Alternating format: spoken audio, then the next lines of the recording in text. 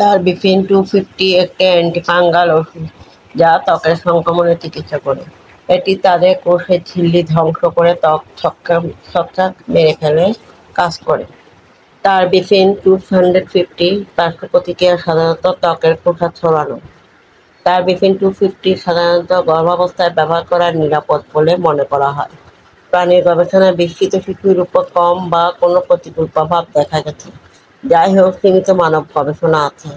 কিভাবে ব্যবহার করলে টারবিফিন 250 এই ওষুধ বাহ্যিক ব্যবহারের জন্য শুধুমাত্র আপনার ডাক্তারের পরামর্শ অনুযায়ী ডোজ এবং সময়কালের মধ্যে এটি ব্যবহার করুন।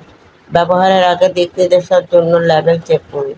আক্রান্ত স্থান পরিষ্কার ও শুকিয়ে ক্রিম লাগান। প্রয়োগ করার পরে আপনার হাত ধুয়ে ফেলুন যদি না হাত ক্ষতিগ্রস্ত হয়। টারবিফিন 250 বিভিন্ন ধরনের ছত্রাক দ্বারা সৃষ্ট ত্বকের সংক্রমণের চিকিৎসায় সাহায্য করে। আপনি ভালো বোধ করলেও চিকিৎসার সম্পূর্ণ কোর্সটি শেষ করুন। সংক্রমণ পরিষ্কার হতে কয়েক সপ্তাহ সময় লাগতে পারে এবং ত্বক তার স্বাভাবিক রঙে ফিরে আসার কয়েক মাস আগে। প্রভাবিত এলাকা এবং আশেপাশে ত্বকের 1 ইঞ্চি ঢেকে রাখার জন্য যথেষ্ট পরিমাণ প্রয়োগ করুন। এটি আপনার ত্বকের সূর্যের প্রতি আরও সংবেদনশীল করে তুলতে পারে। বাইরে গেলে ব্রড স্পেকট্রাম সানস্ক্রিন এবং প্রতিরক্ষামূলক পোশাক ব্যবহার করুন। চোখ, নাক বা মুখ পাওয়ার এড়িয়ে চলুন। দুর্ঘটনাজনিত এক্সপোজার ঘটলে প্রচুর জল দিয়ে অবিলম্বে ধুয়ে ফেলুন। চিকিৎসার 4 সপ্তাহ পরে সংক্রমণ পরিষ্কার না হলে আপনার ডাক্তারকে জানান। টারবিফিন 250 সম্ভবত বুকের দুধ খাওয়ানোর সময় ব্যবহার করা অনিরাপদ।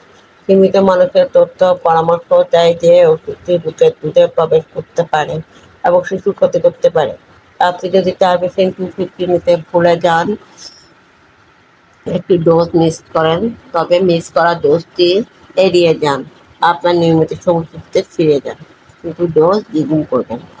আরও কিছু গুরুত্বপূর্ণ তথ্য জানুন। আপনি যদি এই ওষুধটি খুব তাড়াতাড়ি ব্যবহার করা বন্ধ করেন, তাহলে ছত্রাক বাড়তে পারে এবং সংক্রমণ ফিরে আসতে পারে বা খারাপ হতে পারে। এই ওষুধের সবচেয়ে সাধারণ পার্শ্ব প্রতিক্রিয়াগুলোর মধ্যে রয়েছে প্রয়োগের স্থানের প্রতিক্রিয়া, যেমন জ্বলন, জ্বালা, চুলকানি এবং লাল ঘা। এগুলো সাধারণত হালকা হয়, তবে আপনার ডাক্তারকে জানান যে তারা আপনাকে বিরক্ত করে বা কয়েকদিনের বেশি স্থায়ী হয়। চোখ, নাক বা মুখের সরাসরি যোগাযোগ এড়িয়ে চলুন। দুর্ঘটনাজনিত এক্সপোজার ঘটলে প্রচুর জল দিয়ে অবিলম্বে ধুয়ে ফেলুন। চিকিৎসার 4 সপ্তাহ পরে যদি কোনো উন্নতি না হয়, তবে আপনাকে অবশ্যই আপনার ডাক্তারকে জানাতে হবে। আপনার মুখে বা ইনজেকশনের মাধ্যমে নেওয়া অন্যান্য ওষুধগুলো এটি কাজ করার পদ্ধতিকে প্রভাবিত করবে। এমন সম্ভাবনা নেই, তবে এটি ব্যবহার করার আগে আপনার ডাক্তারের সাথে কথা বলুন। যদি আপনি আগে একই ধরনের ওষুধ ব্যবহার করে থাকেন এবং আপনার অ্যালার্জির প্রতিক্রিয়া ছিল, গর্ভবতী এবং বুকের দুধ খাওয়ানো মায়েদের এটি ব্যবহার করার আগে তাদের ডাক্তারের সাথে পরামর্শ করা উচিত।